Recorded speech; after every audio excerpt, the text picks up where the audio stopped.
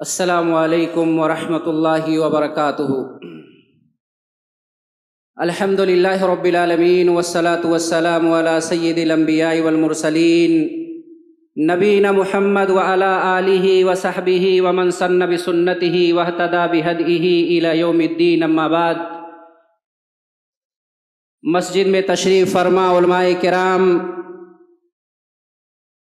سامعین اعظام، بزرگوں، نوجوانوں، عزیز بچوں، پس پردہ موجود خواتین ملت اسلامیہ، ہر قسم کی بڑائی، کبریائی، حمد و تعریف اللہ وحدہ لا شریک کے لیے ہے۔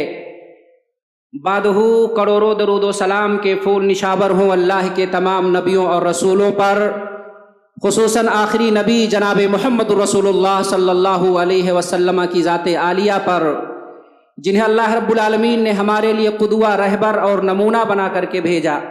محترم سامعین و سامعات، آج کے اس پروگرام میں جس عنوان کے تحت آپ کے سامنے کچھ باتیں رکھنے کی جسارت کر رہا ہوں، وہ عنوان ہے صحابہ کرام اور اہل بیت کے مابین درمیان میں جو تعلقات تھے۔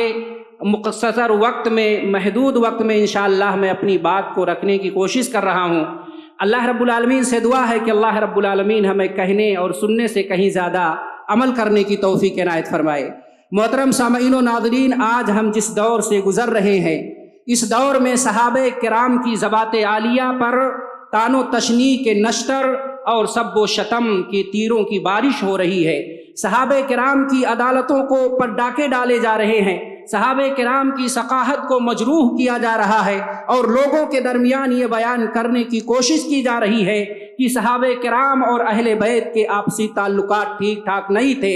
صحابہ کرام نے جو ہے اہل بیت کا احترام نہیں کیا، صحابہ کرام نے اہل بیت کے حقوق کو غصب کیا ہے۔ یہ سارے اعتراضات اور یہ سارے حشویات بکنے والے اگر وہ حضرات ہوتے جن کی تربیت ہی گندگی اور خباثت کے اندر ہوئی ہے تو بات سمجھ میں آتی، لیکن یہ اعتراضات کرنے والے وہ لوگ ہیں جو اہل سنت والجماعت کا چولا پہن کر کے رافضیت اور شیعت کی راگ الاپ رہے ہیں۔ اس پر افسوس ہوتا ہے، اس پر حیرت ہوتی ہے کہ آج جو ہے شیعہ اور روافض سے کہیں زیادہ صحابہ کرام کی ذات پر کیچڑ اچھالنے والے، اہل بیت اور صحابہ کرام کے درمیان جھگڑے بیان کرنے والے وہ لوگ ہیں جو اپنے آپ کو اہل السنہ والجماعت سے موسوم کرتے ہیں۔ میرے بھائیوں، اہل السنہ والجماعت کا صحابہ کے تعلق سے عقیدہ وہی ہے جو امام جعفر الطحاوی نے اپنی کتاب عقیدہ طحاویہ کے اندر ذکر کی ہے کہ نحب اصحاب رسول اللہ صلی اللہ علیہ وسلم ولا نفرط فی حب احد منہ ولا نتبرأ من احد منہ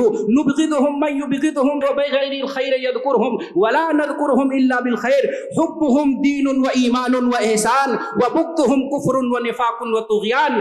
جیسا کہ امام جعفر طحاوی بیان فرماتے ہیں، اصحاب رسول سے محبت کرنا، ہم اصحاب رسول سے محبت کرتے ہیں، اصحاب رسول کی محبت میں ہم افراط و تفریط سے کام نہیں لیتے ہیں، ہم ان تمام لوگوں سے برات کا اعلان کرتے ہیں جو صحابہ سے برات کا اعلان کرتے ہیں، جو صحابہ سے بغض رکھتے ہیں ہم ان سے بغض رکھتے ہیں۔ صحابہ سے محبت کرنا، صحابہ سے الفت رکھنا یہ دین ہے، یہ ایمان ہے، یہ احسان ہے۔ صحابہ سے نفرت کرنا یہ کفر ہے، یہ منافقت ہے اور یہ طغیان و شرکسی ہے۔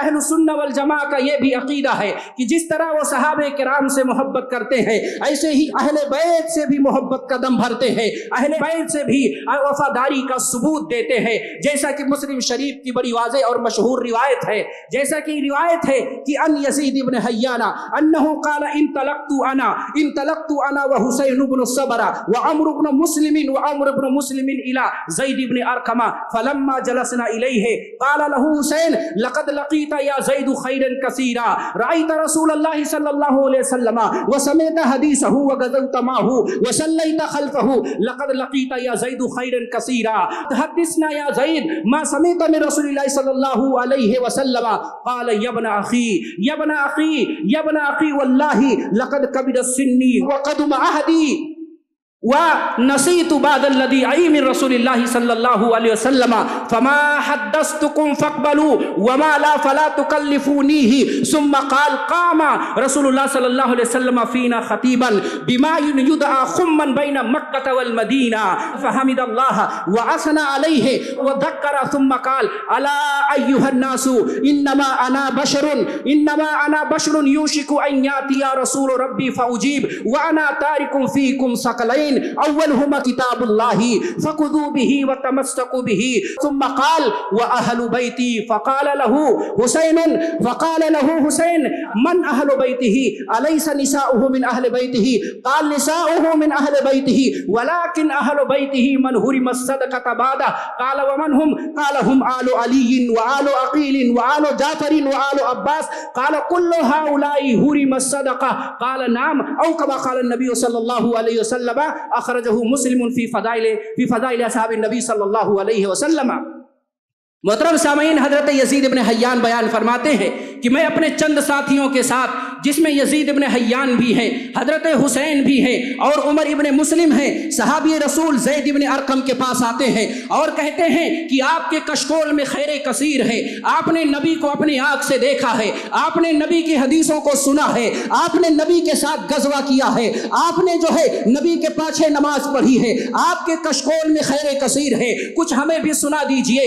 حضرت زید ابن ارقم کہتے ہیں میری عمر بڑھاپے کو پہنچ گئی ہے، میں بوڑھا ہو گیا ہوں اور سنو بہت ساری چیزیں میں نے نبی سے یاد کی تھی، میں بھول گیا، جتنا میں تم سے بیان کر دوں تم اس پر عمل کر لینا، اس کو قبول کر لینا، اور جو میں نہیں جانتا مجھے مجبور مت کرنا کہ میں اور بتاؤں. اللہ کے رسول صلی اللہ علیہ وسلم خم نامی چشمے پہ کھڑے ہو کر کے خطبہ ارشاد فرماتے ہیں. اللہ کے رسول صلی اللہ علیہ وسلم بیان فرماتے کہ اے لوگو، میں تمہارے درمیان دو چیزیں چھوڑ کر کے جا رہا ہوں. ایک اللہ رب العالمین کی کتاب ہے، تم رب کی کتاب کو مضبوطی سے پکڑ لینا، اس پر عمل کرنا. اور اہل بیت کے تعلق سے کہا میں اپنے اہل بیت کو تمہارے مابین چھوڑ کر کے جا رہا ہوں، میں تم کو اللہ سے ڈرنے کی وصیت کرتا ہوں اپنے اہل بیت کے بارے میں. یہ 3 مرتبہ اللہ کے رسول صلی اللہ علیہ وسلم نے کہا. حضرت حسین پوچھ لیتے ہیں اے زید اہل بیت کون ہے؟ کیا ازواج مطہرات اہل بیت کے اندر شامل نہیں ہے؟ صحابی رسول کا عقیدہ دیکھیے، صحابی رسول کہتے ہیں اہل بیت میں ازواج مطہرات بھی شامل ہے، لیکن یہاں پہ جن اہل بیت کی بات ہو رہی ہے وہ لوگ ہیں جن پر صدقات و زکات حرام ہے. اللہ کے رسول صلی اللہ علیہ وسلم نے آگے بیان کیا وہ کون لوگ ہیں. صحابی رسول ذکر کرتے ہیں وہ علی کی اولاد ہیں، عقیل کی اولاد ہیں، جعفر کی اولاد ہیں، اور وہ لوگ ہیں جن پر صدقہ حرام ہے. یہ سب کے سب اہل بیت میں سے ہے، ان پر صدقہ حرام ہے. یہ حدیث بیان کرنے کا مقصد ہے جو شیعہ اور روافض یہ راگ الاپتے ہیں کہ صحابہ نے جو ہے اہل بیت کی منقبت میں وارد روایتوں کو چھپایا ہے، ان کے منہ پہ زناٹے دار تماچا ہے. صحابہ نے چھپایا نہیں ہے، صحابہ نے بیان کیا ہے اہل بیت کون ہے، ان پر صدقہ حلال ہے یا حرام ہے. یہ بیان کرنے والے کون ہیں؟ صحابی رسول ہیں، زید ابن ارقم ہیں. صحابی رسول بتاتے ہیں اہل بیت کون ہیں، اور ازواج مطہرات کو اہل بیت کے اندر شامل کیا. اس سے پتہ یہ چلا کہ جس طرح آل عقیل، آل جعفر، آل عباس اہل بیت کے اندر شامل ہیں، ایسے ہی ازواج مطہرات بھی اہل بیت کے اندر میرے بھائیوں شامل ہے. اہل بیت اور صحابہ کے درمیان جو تعلق تھا یہ الفت و محبت کا تھا، بھائی چارگی کا تھا، ایمان کا رشتہ تھا، اور اسی طرح سے جو ہے احترام کا رشتہ تھا، توقیر و تبجیل کا رشتہ تھا. میرے بھائیوں آپ کو معلوم ہوگا سیدنا ابو بکر رضی اللہ تعالیٰ عنہ نے کہا تھا ارقبوا محمدا فی اہل بیتہ، اگر تمہیں محمد کو تلاش کرنا ہے اہل بیت میں تلاش کرو، اگر محمد کو پانا ہے اہل بیت کو تلاش کرو. اہل بیت سے محبت یہ نبی سے محبت ہے، اہل بیت سے بغض رکھنا یہ گویا کہ نبی سے بغض رکھنے کے مترادف ہے. حضرت عمر رضی اللہ تعالیٰ عنہ ہے، جب ان کی دور خلافت آتی ہے، حضرت عمر جب وہ رجسٹر تیار کرنے لگے وظائف کی، آپ سے پوچھا گیا کہ رجسٹر میں سب سے پہلے نام کن کا مقدم کیا جائے؟ حضرت عمر فاروق رضی اللہ تعالیٰ عنہ کہتے ہیں کہ خاندان نبوت کے افراد کے اسماء کو مقدم کیا جائے، اہل بیت کے اسماء کو مقدم کیا جائے، اور عمر کا نام آخر میں لکھ دیا جائے. अबू हुरैरा को कौन नहीं जानता। एक मर्तबा हजरत हुसैन है, हजरत हुसैन एक मय्यत में जा रहे हैं, चलते चलते थक जाते हैं, एक जगह बैठ जाते हैं। अबू हुरैरा की निगाह पड़ती है, अबू हुरैरा दौड़ करके आते हैं और अपने रुमाल को अपने कंधे से उठा करके हजरत हुसैन रजी अल्लाह ताला अन्हु के बदन से गर्दो गुबार को साफ कर रहे हैं और आपके कदम को साफ कर रहे हैं। ये मोहब्बत थी अबू बकर की, ये मोहब्बत थी हजरत उमर की, ये एहतराम था, ये अफजलियत था, ये मकाम और मर्तबा था सहाबे किराम की निगाहों में अहले बैत का, कि उनके पाँव के और उनके बदन पे अगर धूल और गर्दो गुबार अट जाए, अबू हुरैरा जैसा सहाबी जो है अपने रुमाल से उनके गर्दो गुबार को साफ करता है। और अहले बैत भी मेरे भाइयों इस मैदान में और भी आगे है। अहले बैत की जब बात आती है, वो किस कदर सहाबा का एहतराम करते थे, किस कदर अफजलियत के कायल थे। मोहम्मद इब्नुल हनफिया है, अपने वालिद मोहतरम अली रज़ियल्लाहु ताला अन्हु से पूछते हैं, ऐ मेरे वालिद मोहतरम, अय्युन्नास खैरुन बाद रसूलिल्लाह सल्लल्लाहु अलैहि वसल्लम, अल्लाह के रसूल के बाद सबसे अफजल कौन है? कहा अबू बकर है। फिर पूछा अबू बकर के बाद सबसे अफजल कौन है? कहा सैयदना उमर फारूक है। कहते हैं मैंने तिबारा सवाल नहीं किया कि कहीं उस्मान का ना नाम ले ले, मैंने कहा उसके बाद तो आपका दर्जा है। हजरत अली का तवाज़ु देखिए, अना इल्ला रजुलुम मिनल मुस्लिमीना, मैं कुछ भी नहीं हूँ, मैं एक आम मुसलमान हूँ। ये मोहम्मद इब्नुल हनफिया है, अहले बैत में से है, अली की औलाद में से है। सहाबा के ताल्लुक से पूछते हैं, अली जवाब देते हैं सबसे अफजल नबी के बाद अगर कोई है वो अबू बकर है, फिर उमर है, फिर उस्मान है, फिर अली का दर्जा है। मेरे भाइयों ये बात हजरत अली ने सिर्फ मोहम्मद इब्न हनफिया से नहीं कही, वो जो है रावी हदीस है, ये बात हजरत अली ने कूफा की मिंबर पे चढ़ करके कहा था, ऐ लोगों, अल्लाह के रसूल के बाद अगर कोई अफजल है तो वो कौन है? अबू बकर है। अबू बकर के बाद कौन है? हजरत उमर है। हजरत उमर के बाद कौन है? हजरत उस्मान है। फिर उनके बाद अली का दर्जा आता है। ये मोहब्बत थी, ये एहतराम था, ये जो अफजलियत के कायल थे सैयदना अली, ये तौकीर और ये तब्जील ये सहाबे किराम के दरमियान, अहले बैत के दरमियान मिलती है। मेरे भाइयों रिश्तेदारियां कैसी थी? वक्त बहुत मुख्तसर है, रिश्तेदारियों के ताल्लुक से मैं आपको बताऊं, आज शिया और रवाफिद जो है सहाबे किराम की हस्तियों और उनकी अदालत पे जहां से डाके डालते हैं, वो जो है वो जंगे करबला है। करबला के वाक़े को बयान करते हैं, नमक मिर्च लगाते हैं और मजलूमियत बयान करके आवाम को रुलाते हैं। फिर कहते हैं जानते हो इसका जिम्मेदार कौन है? इसका जिम्मेदार यजीद था। और जानते हो यजीद कौन था?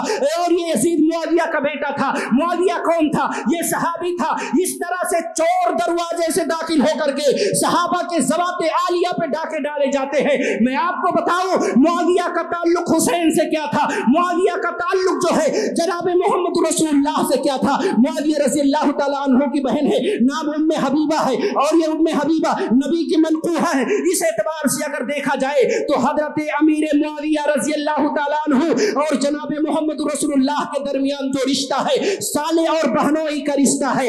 और हजरत मुआविया रज़ियल्लाहु ताला अन्हु के जो बाप हैं उनका ताल्लुक जनाब मोहम्मद रसूलुल्लाह से ये है कि वो नबी जो है उनके दामाद हैं और जनाब मोहम्मद रसूलुल्लाह सल्लल्लाहु अलैहि वसल्लम जो मुआविया के बाप हैं उनके नबी सल्लल्लाहु अलैहि वसल्लम के क्या है? ससुर हैं।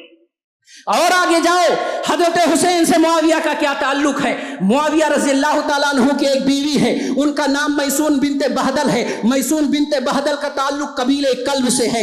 और कबीले कल्ब की एक औरत जिनका नाम रुबाब है, ये रुबाब जो है हजरत हुसैन की मनकूहा थी, आपके अक़्द मसनून में थी।